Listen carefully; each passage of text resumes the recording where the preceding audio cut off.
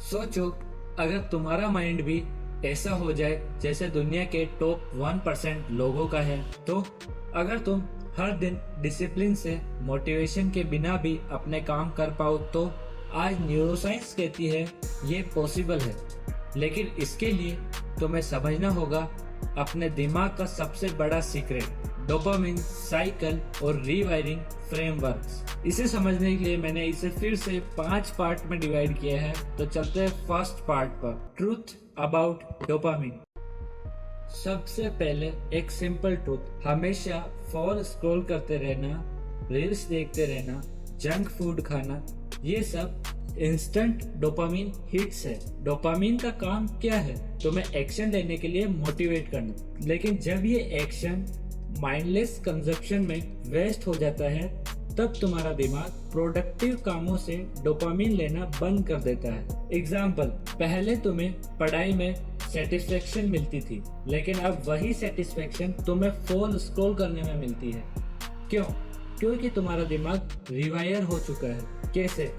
तो वो सीखेंगे हम part number 2, neuroscience of rewiring. Neuroscience research बताती है, जब भी तुम कोई हैबिट बार बार रिपीट करते हो, तब तुम्हारे न्यूरॉन्स के बीच की वायरिंग स्ट्रॉन्ग होती जाती है। इसे कहते हैं neurons that fire together wire together. मतलब अगर तुम हर सुबह उठकर फोन चेक करते हो, तो वही वायरिंग स्ट्रॉन्ग होगी।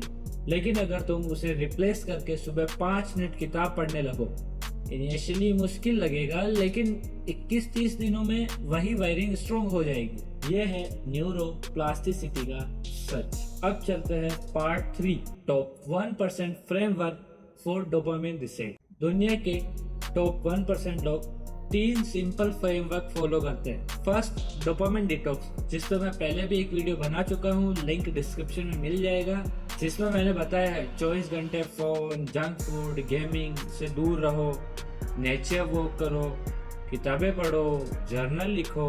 And second framework, delay gratification, hard work पहले करो, रिवार्ड बाद में लो। जैसे पहले स्टडी सेशन कंप्लीट करो, फिर 10 मिनट स्क्रॉल करो। Last and most, third, intentional boredom, free time में बोर होना सीखो।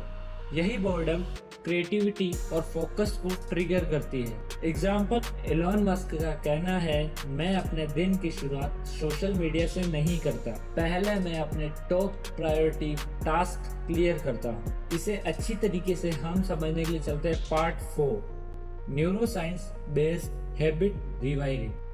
न्यूरोसाइंस ये भी बताती है, जब तुम किसी काम को इमोशन और रेपिटेशन के साथ करते हो, तब लॉन्ग टर्म मेमोरी सर्किट्स बनते हैं। इसलिए हैबिट चेंज का सबसे अच्छा तरीका है स्मॉल स्टेप्स, डेली रेपिटेशन और इमोशनल कनेक्शंस, जैसे पर्पस या बिगर गोल। एग्जाम्पल, अगर तुम्हारा गोल है फिटनेस, तो सिर्फ वर्कआउट करना है, सोचने से वायरिंग स्ट्रॉन्ग नहीं होगी। तुम्हें सोचना होगा, मैं अपने फ्यूचर किड्स के लिए हेल्थी रहना चाहता हूँ, मुझे कॉन्फिडेंट फील करना है, तब इमोशन उस हैबिट को एंकर कर देगा। अब चलता है part 5, why top 1% think differently.